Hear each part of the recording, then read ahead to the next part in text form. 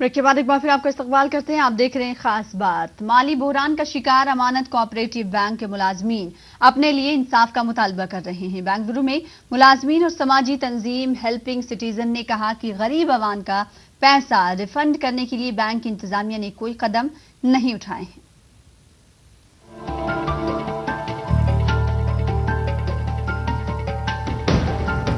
کرناٹک کی مسلمانوں کا ایک بڑا مالی ادارہ امانت کوآپریٹو بینک تنازعات اور بحران سے دوچار ہے.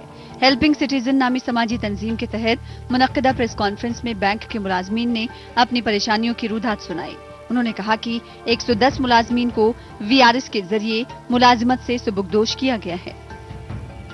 تو 165 ممبرس کو دیا ہے، وہ ابھی تک نہ اس میں سائٹ آئی ہے نہ پیسے یہ کرا. ابھی 30 پر 1 لاکھ روپے ہر کریں بول کے سب کو نوٹس گئے ہیں، یعنی کہ الیکشن میں پارٹیسپیٹ نہیں کر سکتے، ووٹ نہیں ڈال سکتے ایسا کر کے.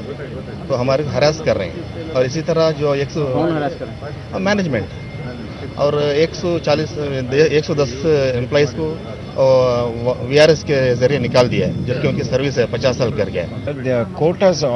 High Court has ordered for the stock to be retained, and they are not going to retain this. Employees.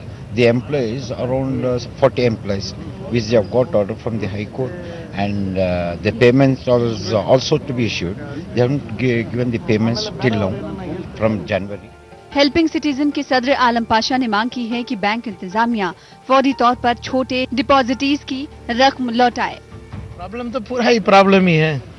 جو 50-60 کروڑ روپیہ ابھی ریسنٹلی ایک اسکیم ہوا ہے، جو غریبوں کا پیسہ رکھے ہیں وہ بھی لے کے دینے کا ہے، وہ دینا ہے وہ، اور اس کے بعد 100 کروڑ روپیہ ڈالنا ہے، سمجھ گئے. اور 500 کروڑ روپیہ تو پہلے ان کے قبضے میں ہی ہے.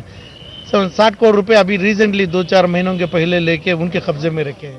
امانت کوآپریٹو بینک کے بورڈ آف ڈائریکٹرز کے لیے انتخابات کا اعلان کیا گیا ہے.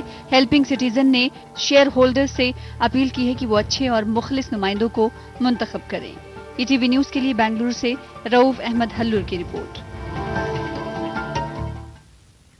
آگے بڑھیں گے.